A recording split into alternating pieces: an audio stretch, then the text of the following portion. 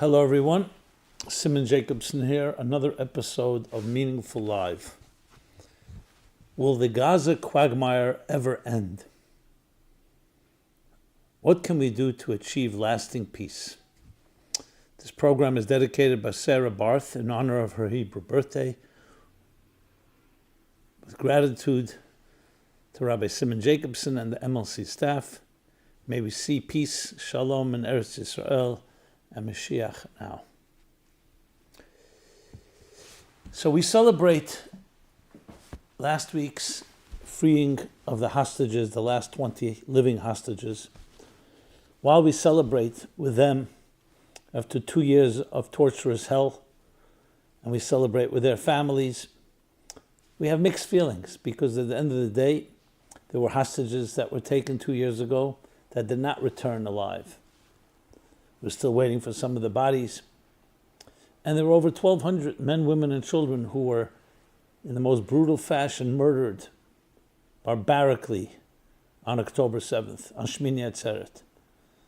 So we celebrate. There's no question every life saved is a universe. And may God bless them to rebuild their lives, to get over the trauma, to do whatever it takes. But as I said, we also don't ignore the pain that all this, that we've endured. But in a bigger way, when you think of it, as time passes, what's the end story here? This place called Gaza, this little strip, the Gaza Strip, seems to be a never-ending quagmire. Bottomless pit. Even when a war may end, there's always something else happening. Ceasefire was declared, and now accusations that the ceasefire has been broken. Frankly, you can't even trust Hamas, and Israel clearly stating that it was broken.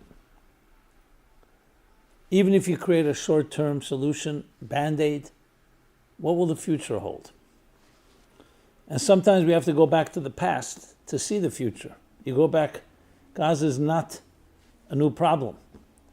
Not just 1948, but far prior to that. It seems to be an area throughout history, and I'm talking now thousands of years, that has never found resolution. Conquered by many different empires. And then others taking it over, but not completely. It remains this type of mercurial place that is constantly wavering. So it's not a surprise that there's this instability that we see and continues to haunt us all. Should we eliminate Hamas, and we should absolutely do so, are the problems solved? Egypt conquered it in 1948, Gaza. But they didn't take full control. In 1967, Israel conquered it. But if you go back in history, all the way into the book of Judges, the story of Samson happens in Gaza, the land of the Philistines. And you go even earlier, Abraham. Abraham comes, but he doesn't end up living there. He just travels through. There's something about this place that doesn't allow it to be stable. So when we start looking at the roots, the historical roots, the spiritual roots of this place called Gaza, one of the lands of the Philistines. What is Philistine in Hebrew? Plishtim. Plishtim is the Hebrew word. It means, in the Hebrew root, open. There's an expression about like an alleyway that's open from two different directions. That's called a move mufulash in Hebrew, in the Talmudic terms of the Mishnah. It's open from both ends. And as the mystics and the Hasidic masters explain, it refers to the feature in human beings that is called being just, to be cynical, sarcastic, laughter. The exact opposite, of course, of something that's closed up. It's open on all ends. Open on all ends has a certain beautiful side to it when it's holy. It's open, fresh air. But the negative side of it is everything is open. There are no boundaries. And that's exactly what Gaza has always been, a place of no boundaries. And when Samson was finally captured by the Philistines, and they blinded him, they humiliated him, they jested with jest, he finally brings them all down. But still, this place, this Philistine land, which goes back thousands of years, as I said, as being if you wish, an archetype of the enemy of Israel, a center of pagan life,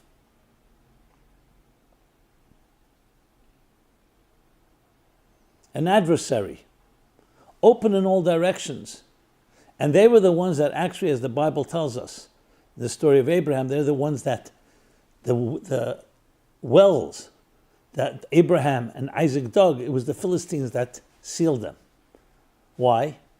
So as the Hasidic masters explained, because they had that power. In holiness, everything is about to be opening up things, not sealing them, not closing them. What's the opposition to that? Is the openness that comes from the negative, from arrogance, from an arrogance that's not humble. That's what it represents. So in many ways, when you see Hamas's behavior, you see that type of, in the most bestial, the most savage fashion. No boundaries, no limitations. In a way similar to what it says about Yishmael, that he was a Pera Adam, a wild man.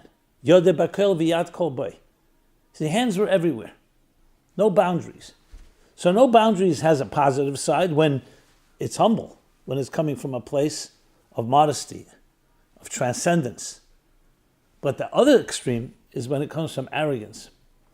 And then it just opens everything up and doesn't let you have boundaries. Like in a home, it's important to have doors that are closed. Yes, you have doors, you can go in and out, but they have to be closed at times. So when you think about the etymology, and as well as the spiritual significance of this part of the world, you recognize its nature, that it does not lend itself to stability, open on all sides, both physically, politically, militarily. But it was always a strategic place. It was the bridge between Asia and Africa, right there. See, ancient Mesopotamia, the countries that go all the way through to Africa. So it was always a strategic place, but never settled, never stable.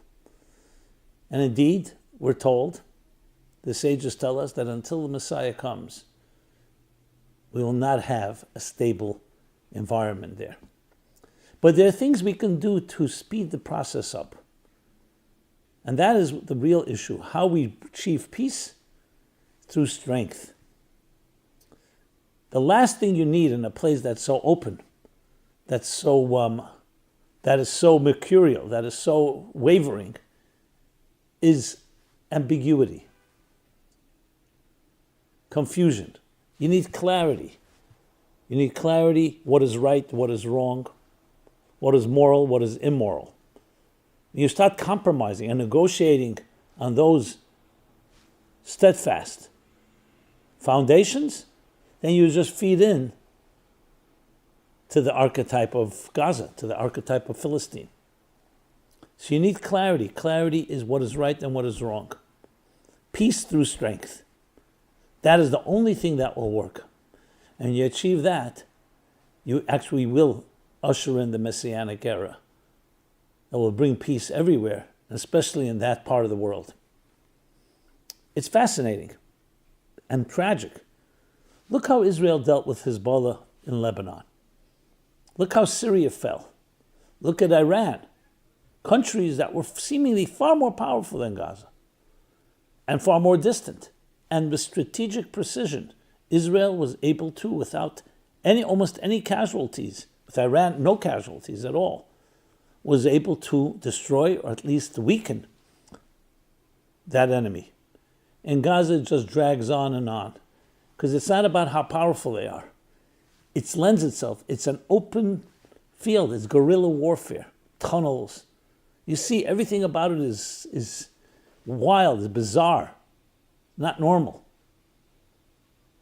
So when things are not normal, you need even more clarity and even more strength. So even though people say, hey, innocent people are dying, it's true. Innocent people die, but you have to blame whom? Their own people are killing them. Even now, Hamas is trying to suppress anyone that challenges them. They refuse to surrender. Can you imagine? After all this, they still refuse to surrender. The release of the hostages is miraculous. They were pressured. I don't know all the things behind the scenes. They refused to surrender. Even if the entire Gaza is completely turned into wilderness. This is the nature of that part of the world. A world that represents the chaos, the unpredictability, the uncertainty of something that's completely open without boundaries. Plishtim, mafulosh. In human terms, sarcasm, cynicism, and worse. So the only response is absolute certainty, an unwavering commitment to our values. Not looking for revenge, we're not looking to hurt anyone. We're looking to bring clarity, and when that clarity is there, Gaza will ultimately become a place of peace and harmony. So whether Mr. Trump, President Trump, knows it or not, when he said, this can be a beautiful place, absolutely. But you have to do things to make it that way. And in our lives as well, you'll find each of us has the Gaza within us, the Philistines within us. That element that is boundaryless, doesn't have guidelines, doesn't have guardrails, everything seems to go. That's when we need to put in very strong parameters, strong guidelines, strong guardrails to make sure that the blessings are channeled and it's not just an open free-for-all. So let me conclude with a blessing that this part of the world, which is so affects so many other parts, the rest of the world, should finally find that peace. And the people that are sane and the people that are balanced and forward-thinking should do what they have to do to finish the job and allow the people living there, and by extension everywhere in the world, to finally come to a lasting peace. Not just a temporary band-aid, but one that really lasts. So in our lives as well, when you see something that is ambiguous, that is wavering, that is uncertain, find those solid and secure foundations, the roots of a tree that are critical for a healthy peace, both personally and collectively. And may we merit to see personal and global redemption. This has been Simon Jacobson, meaningfullife.com. If you found these words meaningful, please share them with others. Please subscribe to our offerings at meaningfullife.com, to our YouTube channel, and love to hear your thoughts, your feedback, and your comments. Be well and be blessed.